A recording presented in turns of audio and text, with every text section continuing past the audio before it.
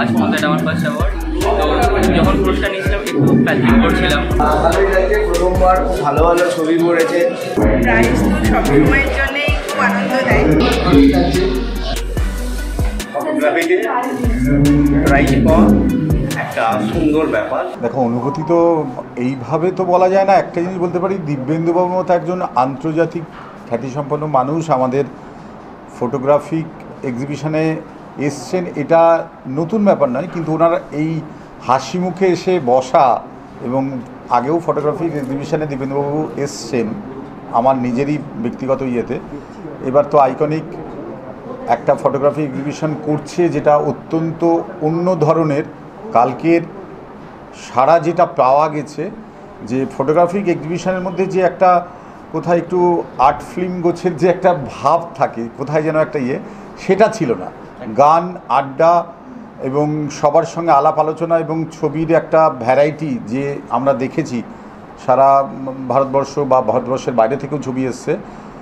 সেখানে এই photographic exhibition একটা অন্য মাত্রা কলকাতার বুকে জন্ম দিল। যে বার্তাটা আমরা শিল্পর সঙ্গে শিল্পীকে মিলিয়ে দেওয়ার একটা ক্যাটালিস্ট হিসেবে ধরতে পারি। এবং সবথেকে বড় কথা, এই ফটোগ্রাফি এক্সিবিশন চলবে আগামী দিনে আরও বৃহত্তর জায়গায়, বৃহত্তরভাবে আইকনিকের পক্ষ থেকে করা হবে, এটুকুই তাদের পক্ষ থেকে জেনেছি।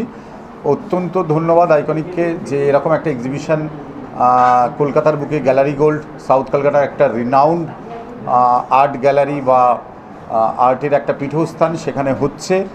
আপনাদের মতো দর্শক এবং প্রচণ্ড সাড়া পাওয়া গেছে, প্রচণ্ড সমালোচনা আলোচনা হয়েছে ছবিগুলো নিয়ে, তার ভালো মন্দ নিয়েও প্রচুর ইন্টারন্যাশনাল ফটোগ্রাফার যারা এসছেন তারা সবাই করেছেন।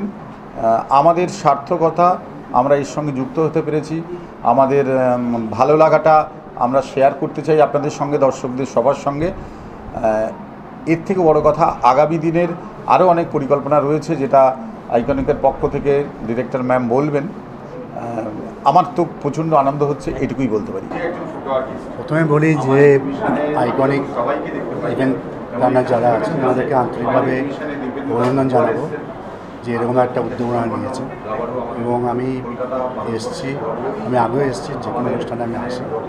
তো আজকে খুব ভালো লাগলো। তার কারণে প্রায় 40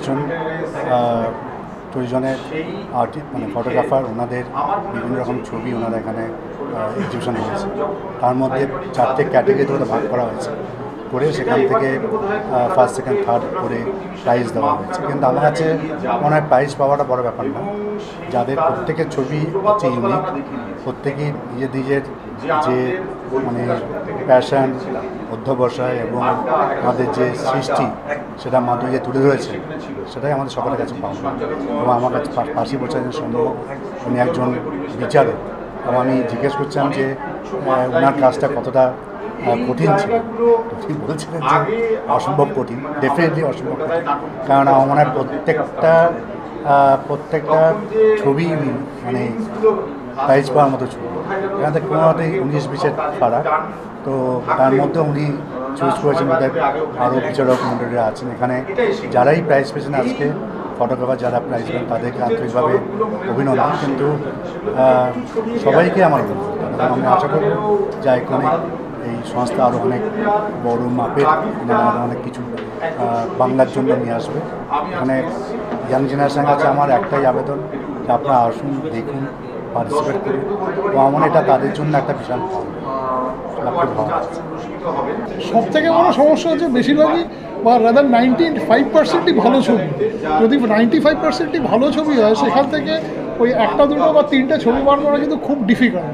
সুতরাং নেক্সট বছর যেটা ম্যাডাম যেটা বললেন, স্যার যেটা বললেন, যেটা হচ্ছে যত দিন যাক যেন সেটা আইকনিকটা যেন রিয়েলি আইকনিক হয়ে ওঠে। যেটা আগে প্রথম যেটা কনফারেন্সে যেটা বলা হয়েছিল যে কোনো রকম ফেভারিটিজম বা কোনো কিছু না হয়, যেটা সব থেকে ভালো হয়েছে সেটা হচ্ছে আমার কাছে যখন ছবি এসছে, আমি এখন দেখতে পেলাম আমার এক ছাত্রীর ছবি আছে, বাট যেহেতু নাম নেই সেই হিসাবে আমার পক্ষে সেটাকে অ্যানালিসিস করাটা অনেক ইজি।